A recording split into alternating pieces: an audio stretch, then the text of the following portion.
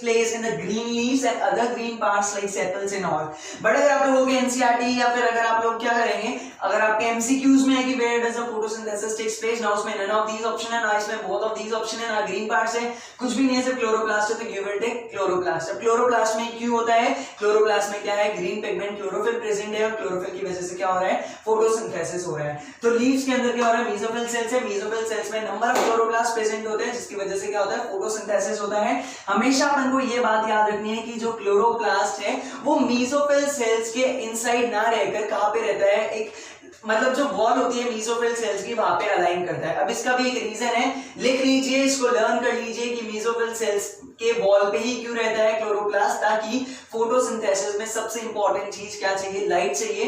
तो अगर वो इनसाइड रहेगा तो उसको ऑप्टिमम लाइट नहीं मिल पाएगी, और अगर वो वॉल के ऊपर अलाइन कर पाएगा तो वो ऑप्टिमम लाइट को क्या कर पाएगा, रिसीव कर पाएगा, जिसकी वजह से फोटोसिंथेसिस प्रोसेस इजी हो पाएगा. अब चलते हैं अपन किसकी तरफ, क्लोरोप्लास्ट की तरफ. आप लोग एनसीईआरटी में ऐसे कैसे स्ट्रक्चर देखेंगे जिसमें थोड़े बहुत और यहाँ पे लेबल्स हैं, बट मैंने वो नहीं किए क्योंकि जो मेन मेरा यहाँ पे कंसेप्ट समझाना है वो इन वाली लेबलिंग से हो जाएगा. ठीक है, तो this is outer membrane, this is inner membrane. तो ये भी क्या है, chloroplast is also a double membrane organelle. ऐसे कौन से, जल्दी से, और ऑर्गेनेल कौन से, जल्दी से बताओ जो डबल मेम्ब्रेन ऑर्गेनेल है वो कौन से है, सोचो. याद आया?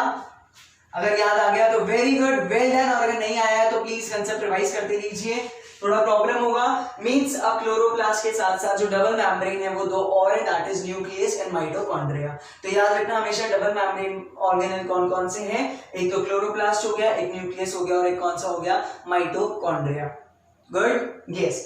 सो ये outer membrane, this is inner membrane. अब चलते हैं अपन किसकी तरफ, ये जो मैट्रिक्स प्रेजेंट है इसको अपन बोलते हैं फ्लूइड स्ट्रोमा. क्या बोलते हैं इसको, फ्लूइड स्ट्रोमा. ये जो सबसे पहले मैं बताता हूं, चलो आपको, ये जो मैट्रिक्स प्रेजेंट है दैट इज फ्लूइड स्ट्रोमा. और अब मैं बताता हूं, देखो ये जो सिंगल है, सिंगल कॉइन लाइक स्ट्रक्चर है, इसको बोलते हैं अपन लोग थाइलेकॉइड. इसको क्या बोलते हैं हम लोग, थाइलेकॉइड. जब बहुत सारे थाइलेकॉइड से कॉइन लाइक स्ट्रक्चर से बना लेते हैं और एक दूसरे से स्टैक बन जाते हैं, मतलब स्टैक पाइल ऑफ कॉइन्स बन गया है यहाँ पे, तो उसको बोलते हैं हम लोग क्या, ग्रेना. तो मतलब नंबर ऑफ थाइलेकॉइड्स जब एक दूसरे से चिपक जाते हैं तो वो क्या बन गया, ग्रेना. ये फ्लूइड है, इसको बोलते हैं स्ट्रोमा फ्लूइड. और ये जो ग्रेना एक दूसरे से कनेक्ट होते हैं जिससे उसका नाम है स्ट्रोमल लैमेला. क्या नाम है, स्ट्रोमा लैमेला. ठीक है. अब ये जो 1 2 3 जो मैंने लेबलिंग की है, याद रखना इन तीनों को मिला के क्या बोलते हैं, मेम्ब्रेन सिस्टम. क्या बोलते हैं तीनों को मिला के, मेम्ब्रेन सिस्टम. अगर आपको स्ट्रक्चर ठीक से नहीं समझ आया तो प्लीज वापस समझिए, बहुत इंपॉर्टेंट है कि ये जो कॉइन है सिर्फ अकेला कॉइन, ऐसे समझिए, कॉइन लाइक स्ट्रक्चर, वो क्या हो गया आपका थाइलेकॉइड. अब जब इसकी स्टिक्स बन जाती है, जब एक दूसरे से चिपक जाते हैं, 1 2 3 4 ऐसे बहुत सारे होते हैं, मींस ऐसे ऐसे ऐसे ऐसे बन जाते हैं, तो इस पूरे को बोलते हैं अपन क्या, ग्रेना. क्या बोलते हैं अपन लोग, ग्रेना. और जब ये grana, 1 grana 2 grana 3 grana 4 grana, ऐसे बहुत सारे ग्रेनास प्रेजेंट होते हैं किसके अंदर, इसके अंदर. तो जब ये एक दूसरे से कनेक्ट होंगे, वो किससे कनेक्ट होंगे, स्ट्रोमल लैमेला. और जो ये अंदर फ्लूइड है वो कौन सा है, फ्लूइड स्ट्रोमा. याद रखना है, stromal lamella, fluid stroma, grana, ये तीनों मिला के क्या करते हैं, एक नाम है इसका, वो कौन सा है, मेम्ब्रेन सिस्टम. ठीक है, मेम्ब्रेन सिस्टम अपन लोग याद रखेंगे कि मेम्ब्रेन सिस्टम क्या करता है, लाइट रिएक्शन करता है. बट अभी ये याद रखो कि मेम्ब्रेन सिस्टम क्या है, 3 चीजों से बना है, ग्रेना, स्ट्रोमल लैमेला और फ्लूइड स्ट्रोमा. तो इन सबको मिला के अपन लोग क्या बोलते हैं, this is stroma, stroma lamella, and this is membrane system. Membrane system means इन तीनों का जो फंक्शन होता है वो क्या होता है, सनलाइट से लाइट एनर्जी को ट्रैप करना और साथ साथ में सिंथेसिस करना, किस चीज का, एटीपी का, और NADPH, that means NADPH that is reducing power. Okay, इन चीज का क्या करना है, सिंथेसिस है, इन दोनों का सिंथेसिस करना, ये मेम्ब्रेन सिस्टम का काम होता है. और इसी को अपन लोग बोलते हैं लाइट रिएक्शन. ठीक है, हम लोग डिटेल में इसको पढ़ने वाले हैं, बट यहाँ पे याद रखो मेम्ब्रेन सिस्टम 3 चीजों से बना है, ग्रेना, स्ट्रोमा लैमेला और फ्लूइड स्ट्रोमा. और इन तीनों ने क्या किया है, सबसे पहले लाइट एनर्जी को क्या किया है, ट्रैप किया है, और ATP plus NADPH, that means reducing power का सिंथेसिस हो रहा है. और इसी चीज को अपन क्या बोल रहे हैं, लाइट रिएक्शन. और ये लाइट रिएक्शन कहाँ पे हो रही है, it is takes place in what, grana. कहाँ पे हो रही है, ग्रेना में. अब मुझे ये बताओ लाइट रिएक्शन क्यों बोल रहे हैं अपन इसको, और जो दूसरा पेज होता है वो डार्क रिएक्शन, मुझे इसके बाद में मैं बताने वाला हूं कि वो इसको डार्क रिएक्शन क्यों बोलते हैं. जल्दी से बताओ. मैंने कहा कि इसको लाइट रिएक्शन क्यों बोलते हैं और इसको डार्क रिएक्शन. सोचो एक बार, नहीं समझ आ रहा, दैट मींस कुछ ना कुछ तो गड़बड़ है. जल्दी बताओ, लाइट रिएक्शन और डार्क रिएक्शन.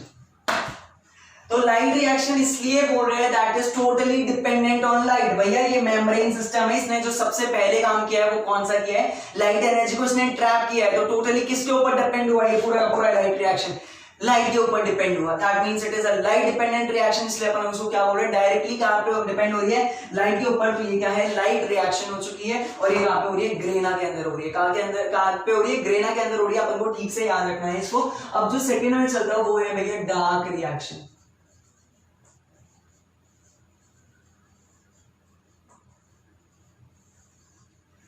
डार्क रिएक्शन बच्चे, या फिर मैं भी जब बच्चा था तो मैं भी सोचता था भैया डार्क रिएक्शन मतलब इसमें कोई लाइट का कोई रोल नहीं है और ये कहां पे हो रही है, डार्क में हो रही है और ये लाइट में हो रही है, इसलिए इसका मतलब इसलिए लाइट रिएक्शन या डार्क रिएक्शन। बेटी आप लोग बिल्कुल गलत हो, मैं भी गलत था, आप लोग भी गलत हो। क्यों?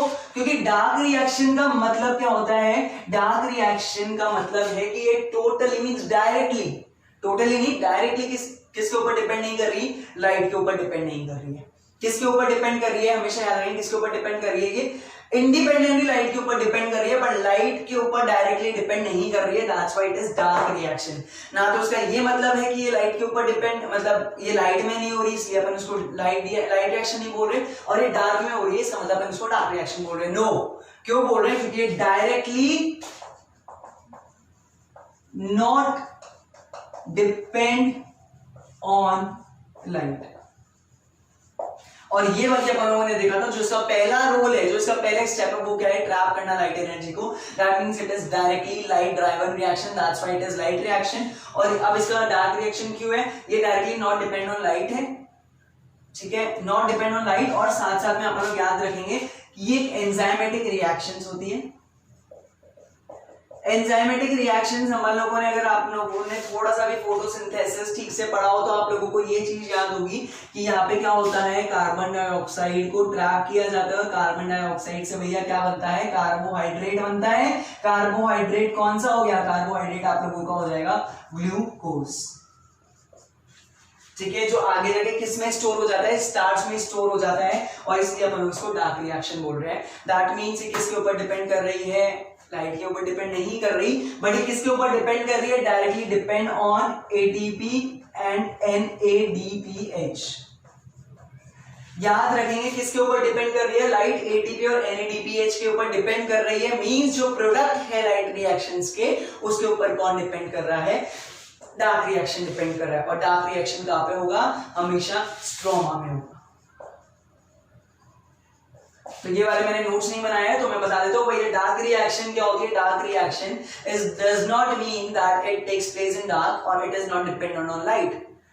Yeah, you can say that it does not directly depend on light, but it indirectly depend on light because this only happens when the ATP and NADPH form. That means ये किसके ऊपर डिपेंड कर रही है, ATP और NADPH. और ATP और NADPH आप आगे वाले चैप्टर में पढ़ेंगे, और अभी आपने थोड़ा सा भी पढ़ लिया कि मतलब आगे वाले चैप्टर में नहीं, आगे वाले वीडियो में देखेंगे कि एटीपी और एनएडीपीएच किसके प्रोडक्ट है, लाइट रिएक्शन के प्रोडक्ट्स है, और ये डार्क रिएक्शन इसके ऊपर डिपेंड कर रही है। और जो सेकंड बात आ गई है कहां पे हो गई, स्ट्रोमा में हो गई। थर्ड बात क्या हो गई कि ये जो एंजाइमेटिक रिएक्शंस होती है जिसके अंदर क्या किया जाता है, CO2 को ट्रैप करके कार्बोहाइड्रेट में कन्वर्ट किया जाता है जिसका नाम है ग्लूकोज, और आगे जाके इसको किसके अंदर स्टोर कर लिया जाता है, स्टार्च के फॉर्म में स्टोर कर लिया जाता है।